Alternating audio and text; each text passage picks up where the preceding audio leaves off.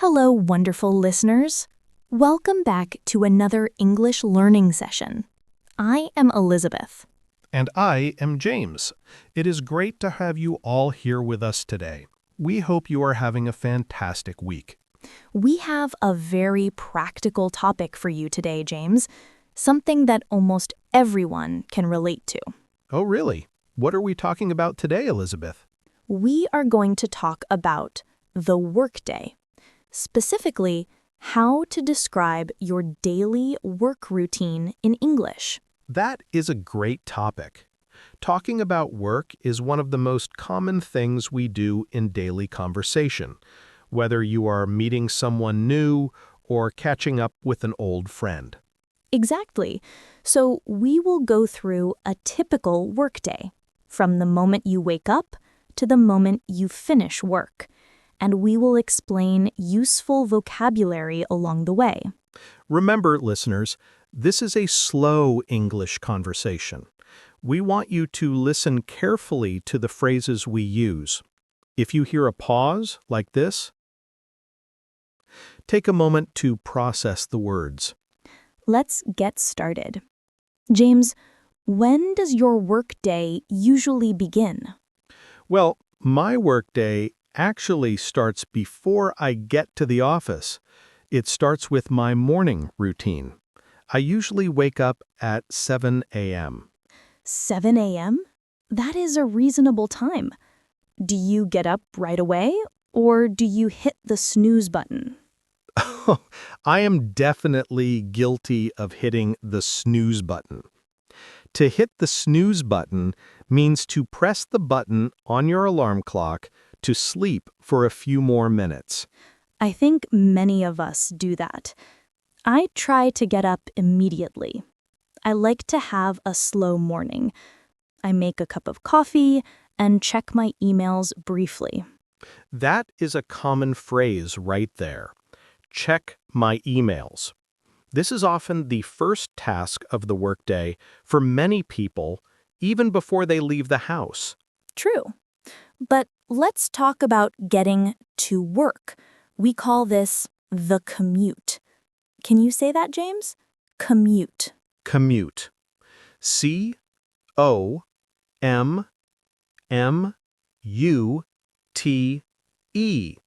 Your commute is the journey you take from your home to your workplace.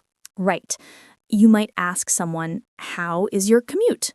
Or, do you have a long commute? My commute used to be terrible. I had to drive for 1 hour in heavy traffic. It was bumper to bumper. Bumper to bumper. That is a great idiom. What does that mean? It means the cars are so close together that their bumpers are almost touching. It means very heavy traffic. That sounds stressful. These days, many people work from home, so their commute is just walking from the bedroom to the living room. That is the best kind of commute. We call that remote work or working remotely. Exactly. So imagine you have arrived at your workplace. Maybe it's an office, a shop, or a hospital. What is the first thing you do? Usually, you greet your colleagues. Colleagues are the people you work with. You might also call them coworkers. Yes, you might say, "Good morning, everyone," or "Hi, team, ready for the day?" It's important to be polite. Then, many people have to clock in. Elizabeth, explain what clocking in means. To clock in means to record the time you arrive at work. In the past, you used a physical clock. Now, you might swipe a card or log into a computer. So you clock in and you start your tasks. Let's talk about the daily grind. The daily grind. That sounds a bit negative, doesn't it? It can be. The daily grind refers to the repetitive nature of work, doing the same tasks every single day. but we use it casually too, like back to the daily grind. Let's focus on the tasks. Most jobs involve meetings. Do you like meetings, James? Honestly, sometimes they are too long, but they are necessary. In a meeting, we discuss projects and we touch base. Touch base. That is excellent business English. Touch base. It means to talk briefly to update each other. Yes. For example, let's touch base later today about the project. It is very common in offices. Another common work activity is checking deadlines. A deadline is the time or date by which a task must be finished. Deadlines are important. If you miss a deadline, your boss might be unhappy. We often say, I'm working on a tight deadline. A tight deadline means you do not have much time left. You have to hurry. But work isn't just about stress and deadlines. We also have breaks.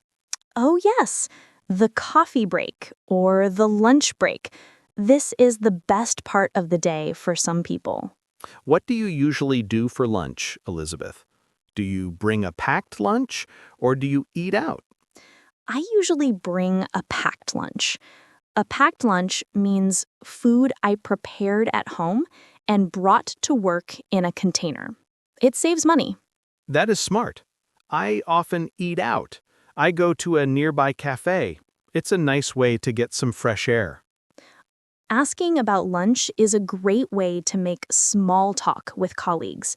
You can say, "What are you having for lunch?" Or, "Do you want to grab some lunch together?" Grab some lunch. That is a very natural phrase. It means to get lunch quickly or casually.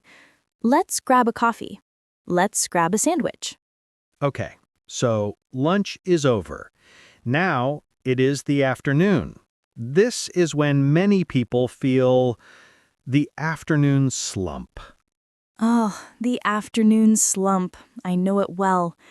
It is that feeling of being tired, usually around 2 p.m. or 3 p.m. You feel sleepy. To fight the afternoon slump, you might stretch or drink some water. You need to stay productive. Productive. That means getting a lot of work done. If you are productive, you are using your time well. Sometimes in the afternoon, we have to deal with emails. Lots of emails. We might say, my inbox is overflowing. Yes, or I am drowning in emails. That is a metaphor. It means you have too many emails to handle. Let's talk about work schedules.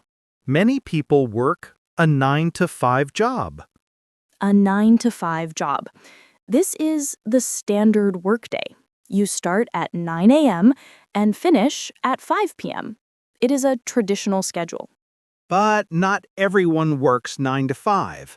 Some people do shift work. Shift work. This is when you work different hours. Maybe you work at night. We call that the night shift. The night shift. That can be hard. Or maybe you work the early shift, starting at 6 a.m. Doctors, nurses, police officers, and factory workers often do shift work. It is very demanding. Now, let's imagine the workday is ending. It is 5 p.m. or 6 p.m. What do we say? We can say, I am clocking out. Or a very popular idiom, let's call it a day. I love that phrase. Let's call it a day. Can you explain it? It means, let's stop working for today. We have done enough. We are tired. Let's call it a day and go home. Another one is, I'm heading out. This just means, I'm leaving. And when you leave work, you have to do the commute again. But this time, you are going home. We call that winding down. To wind down means to relax after doing something tiring. How do you wind down after work, Elizabeth? I like to listen to music or cook a nice dinner. I try not to check my work emails in the evening. That is important for work-life balance. Work-life balance. That is a huge topic. It means keeping a healthy balance between your job and your personal life. If you work too much, you might burn out. Burn out. That is a phrasal verb. To burn out means to become completely exhausted because you have worked too hard for too long. We want to avoid burnout. So, taking breaks and relaxing in the evening is vital. Now, Elizabeth, I think we should practice some of these phrases in a conversation, a role play. Great idea. Listeners, listen to this short conversation between James and me. I will be arriving at work. Okay, I am sitting at my desk. Action. Good morning, James. Did you survive the commute? Good morning, Elizabeth. Barely. Traffic was bumper to bumper. How was your morning? Not too bad. I grabbed a coffee on the way in. Are you ready for the 10 a.m. meeting? Yes, I just need to check a few emails first. We need to touch base with the marketing team. Sounds good. It is going to be a busy day. I have a tight deadline for that report. Good luck. Let's grab lunch later if you have time. Perfect. Let's do that. Time to start the daily grind. And scene. That was a typical morning conversation. Did you hear the phrases we used? Bumper to bumper, grab a coffee, touch base, tight deadline, daily grind. Curious, Elizabeth, what about people who don't work in an office? How do they talk about their workday? That is a good point. Let's talk about manual labor or physical jobs. If you work on a construction site or in a garden, you might say, it is back-breaking work. Back-breaking work. It means the work is physically very hard. It makes your back hurt. Or you might say, I'm on my feet all day. Waiters and nurses say this a lot. I'm on my feet all day. It means they do not sit down. They are walking and standing constantly. Let's try to describe some specific feelings about work. Sometimes work can be rewarding. Rewarding. That is a beautiful word. It means the work makes you feel good. You feel like you are doing something important. Example, teaching is often rewarding, or helping people. Even if the pay is not high, the feeling is good. On the other hand, work can be stressful or tedious. Tedious. Can you explain that word for our listeners? Tedious means boring and slow, like entering numbers into a spreadsheet for hours. It is tedious work. Ah, I see. No one likes tedious work, but sometimes it's part of the job description. Listeners, I want to ask you a question. How would you describe your workday? Is it stressful? Is it rewarding? Is it tedious? Try to answer that question in English. Say it out loud right now. My workday is... Good job. Even a simple sentence is great practice. Now, let's go a little deeper into overtime. Overtime. This is when you work extra hours, beyond your normal schedule. You might say, I am working overtime tonight, or I am putting in some extra hours. There is a great idiom for working late at night. We say, burning the midnight oil. Yes, burning the midnight oil. It sounds poetic. It comes from the old days when people used oil lamps. It means working late into the night. I have a big exam tomorrow, so I am burning the midnight oil. Or, the project is due, so the team is burning the midnight oil. Hopefully, you do not have to do that often. It is tiring. Elizabeth, what if someone is sick? How do they talk about missing a work day? That is very important. If you are sick, you call in sick. Call in sick. It is a set phrase. You do not say, I call that I am sick. You say, I am going to call in sick today. You might call your boss and say, I'm not feeling well, so I'm calling in sick. Or simply, I am taking a sick day. A sick day is a day off because of illness. What about a holiday, when you go on vacation? Then you are on leave or taking time off. You can say, I am on annual leave next week. Annual leave means your yearly holiday days. It is always nice to have something to look forward to, like a holiday. Let's review some of the vocabulary we have learned so far. I will say the definition, and James, you try to guess the word or phrase. I am ready. Test me. Okay. The journey from home to work. That is the commute. Correct. Heavy traffic where cars are very close. Bumper to bumper. To record your time when you arrive at work. To clock in. To stop working for the day. An idiom. Let's call it a day. Exactly. And one more. Working late into the night. Burning the midnight oil. Perfect. James, you are a great student. Thank you, Elizabeth. I hope our listeners got them right too. There is another aspect of the workday we haven't mentioned, the social side, the water cooler chat. Ah, water cooler chat. This is an American term, but it is used widely. It refers to casual conversation among employees. Usually, people stand around the water cooler or the coffee machine and talk about non-work things, like TV shows, sports, or news. It is important for building relationships. If you work in an office, do not ignore the water cooler chat. It helps you make friends. You might ask, did you see the game last night? Or how was your weekend? How was your weekend is the most common question on a Monday morning. And on Friday, we say, any plans for the weekend? Any plans for the weekend?